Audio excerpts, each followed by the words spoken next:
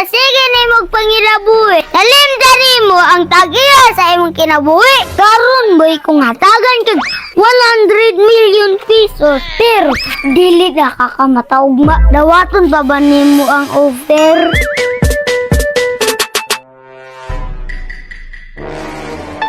Ay boy, asa naman pod ka? Trabaho na po sa'yo. Grabe ko giyanan ni mo boy no. Kung init kayo mo trabaho ka. Kung ulan pod mo trabaho gyapon ka. Hanagin sa yun, kailangan maningkamutaan ni kay para natin pakaon sa pamilya. Pero nindot siguro boy ang piya ni mo sa imong lawas. Kaya raman ako kaya sa yun. Kaya ra lagi kay ni mo boy pero dapat ampingan ba? Sayunan ka. Lunes, Santo Domingo, mo trabaho ka. Alangan sa yun para mabuhi mi ug akong pamilya. Malagi boy sa sige ni mong pangirabuhi. Talim mo ang tagiya sa imong kinabuhi.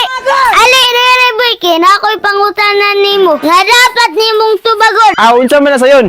Kung hatagan ka 1 million karon dawato nimo. O dawaton ako na, kwarta na na. Ang pangutana boy tarbahon pa baka na nimo imong trabaho karon. Siyempre, dili na. Kakapoy ning trabaho na ako karon. Insert boy, naningkamot lang jud ka tungod sa kwarta. O lain po, daning kamot jud ko tungod sa kwarta. Karon boy, mao jud ni akong tinuod nga pangutana sa imuha. Karon boy, kung hatagan kag 100 million pesos. Karon dayon, as in undas pat jud. Madawat nimong 100 million pesos, musugot ka. As in, ikaw na jud ang pinakadato sa imong barkada, sa imong mga classmates, sa imong pamilya, sa imong mga relatives, sa tibuok natong lugar. Ikaw ang pinakadato, musugot ka. Sugot kayo, sugot gani ko sa 1 million ra. Pero, dili na kakamataugma. Dawaton pa ba nimo ang offer? Dili na. Si, tagaan na noon kag kwarta, dili na kamusugot. Way, tungod kag gitagaan na tugbalyo ang atong kinabuhi. Kaysa anang kwarta, mauna boy sa matagadlaw ang Ginoo nagatag sa ato ang grasya nga makamata pa sa taga-adlaw o gabuhat nato ang atong gustong buhaton. Grasya day ni boy. But 95% sa mga tao boy naguna-una nga normal lang ng mga butanga. Sa ako aboy, ang pagmata na ako sa buntag, dako na kay na nga grasya. Nga naman, nanong nakaingon ko? Agtog hospital, labi na sa ICU.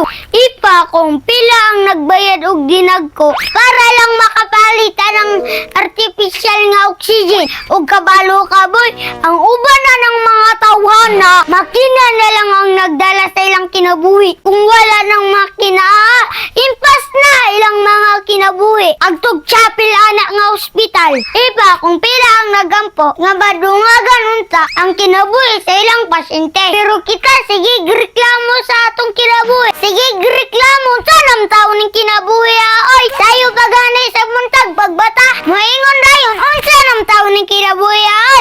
Gimalas-malas naman ko. Nganong gisulutan man ko ani? Unya mangutana pa unsa may sala na ako. Pero wala nila nauna-unaan nga atong niaging bulan or niaging tuig nga nagampo sila nga tagag kusog. Paguban nila gampo nga tagag kusog. Ayon, gihatagan sila galisod sa kinabuhi nga dapat nilang atubangon. Kung masulbad na nila kuwaon nimo ang lison, mauna na ang kusog nga atong gipangayo. Mauna boy nga pagmata na to sa buntag, atong sugaton ang kabuntagon nga dunay kalipay. Ubangon tayo nga mo ayngon og okay. Lain na pod ni nga adlaw nga gihatag. Dili kay ko productive gahapon, mamawi ko karon. That's life. Magparit jud ang happiness og sadness, ang kahayag ug ang kangit-ngit, ang kalipay ug kasakit. Magkuyog jud na sila. Gusto na ko nga mumata ka taga-adlaw nga moingon og okay nga gihatagan na pud taglaing nga adlaw para i-prove na ako nga doon ako'y maabta. Karong adlaw ang importante, gitagaan na pud kog